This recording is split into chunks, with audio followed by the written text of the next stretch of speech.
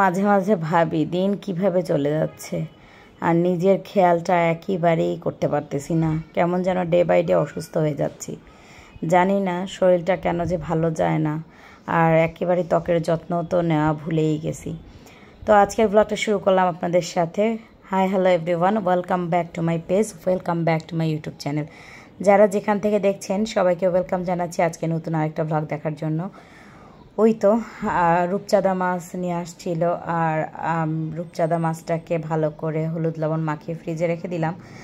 আজকে একটু গাছের যত্ন করতে হবে, কারণ আমার গাছগুলো তো কেমন যেন মরে যাচ্ছে মনে হচ্ছে। আমি না এরকম সার বানাই, আলুর ছাল টাল দিই, ডিমের খোসা, তো আজকেও কিছু ছাল দিয়ে দিলাম। আর এটা ফাইয়াজের বারান্দায়, তো এখানে বৃষ্টি আসে তাই ভাবলাম টবটা এখানে রাখি। আর মাটির সাথে মিশা দিতে পারতাম, কিন্তু পচে গিয়েই সার হবে, তো মাটিগুলো একটু খুঁড়িয়ে দিলাম। আর আমি রান্না বান্নাও শেষ করলাম। আজকে আপনাদের সাথে রান্না শেয়ার করলাম না, আসলে আমি কলিজা ভুনা রান্না করতেছিলাম, কলিজাটা ভুনা উঠাই দিয়ে আসছি, আর চাল কুমড়া ভাজি করছি, শুটকির একটা ভর্তা করে দেন আমি মাছটাকে মাখিয়ে রাখলাম, কারণ মাছটা একটু মাখানো থাকলে খাওয়ার আগে ভেজে খেলে ভালো লাগে। তো আমি ওদিকের কাজ কমপ্লিট করে তারপরে এদিকে আসলাম। এরপরে গোসল শেষ করে আসলে তারপরে নামাজ পড়ে তারপরে খাওয়া দাওয়া। আর আমার ইদানিং শরীরটা এত বেশি খারাপ যাচ্ছে যে কিছুই ভালো লাগে না, আর শরীরটা খারাপের সাথে সাথে মনটাও তো আসলে খারাপ থাকে। তো যাই হোক, গাছগুলো ঠিকঠাক করে যে গোসল করে আসলাম, আর দেখছিলাম আসলে নিজেকে সময় দেওয়া একেবারেই ভুলে গেছি। আমার আসলে নিজেকে সময় দিতে হবে। আর এই তো গোসল করে একটু মুখে ক্রিম দিয়ে নিলাম, নামাজ পড়ে নিলাম। এখন হচ্ছে খেতে যাব। গোসল করে নামাজ পড়ে তারপর আমি ক্রিম লাগাই, কারণ উজু করলে আবার তো সব চলেই যাবে। তো এখন আমি চলে আসলাম রান্নাঘরে, আমি মাছটাকে ভেজে নিলাম আর টেবিলেও খাবার রেডি করে দিচ্ছি। আসলে অর্পা গোসলে গেছে, ওরও আসতে দেরি হবে, তো আমি আর ফাইয়াজ খেয়ে নিব।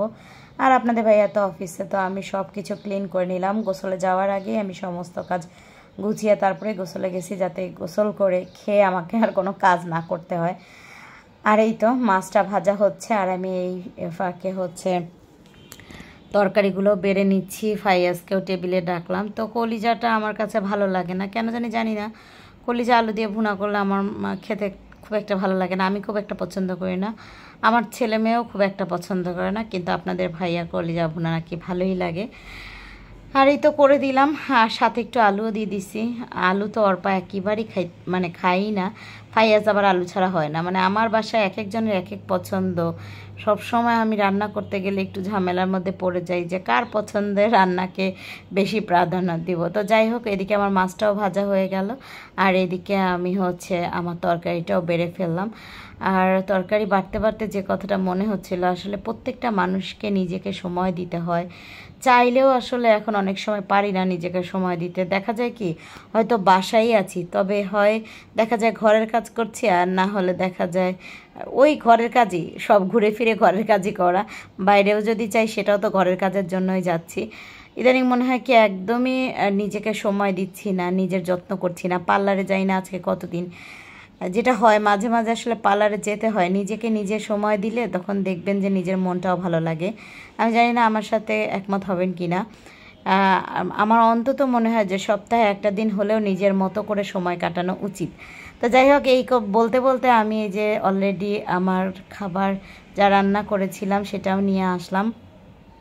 তো আমি এখানে একটু নোনা ইলিশ রান্না করেছিলাম, জাস্ট ভুনার মতো করে নিয়েছিলাম, ভর্তা টাইপের। আর চাল কুমড়া ভাজি নিয়ে নিচ্ছি, এটা আমার প্লেট। আর ফাইয়াজ এগুলো খাবে না, ও কলিজা খাবে আর হচ্ছে মাছ ভাজি খাবে। তো ফাইয়াজের জন্য আমি মাছ ভাজিটা নিয়েই বসতেছিলাম। তো এই আপনাদের সাথে ছোট একটা ব্লগ শেয়ার করলাম। আমার জন্য সবাই দোয়া করবেন। শরীরটাও ভালো না, অনেক সময় না অনেক ইচ্ছা করে সব সময় অ্যাক্টিভ থাকি, লাইভে আসি, ভিডিও করি, কিন্তু শরীরও সাথ দেয় না, আর মাঝে মাঝে মনটাও ভালো লাগে না। তারপরেও আপনাদের সাথে তো সব সময় চেষ্টা করছি কোনো না কোনোভাবে জয়েন্ট থাকতে। আশা করি সব সময় আপনাদের সাপোর্টটুকু পাবো, আর আমার জন্য দোয়া করবেন যাতে করে সুস্থ থাকি আর ভালো থাকি, আর আপনাদের সাথে সব সময় এই পরিবারের মানুষগুলোর সাথে থাকতে পারি।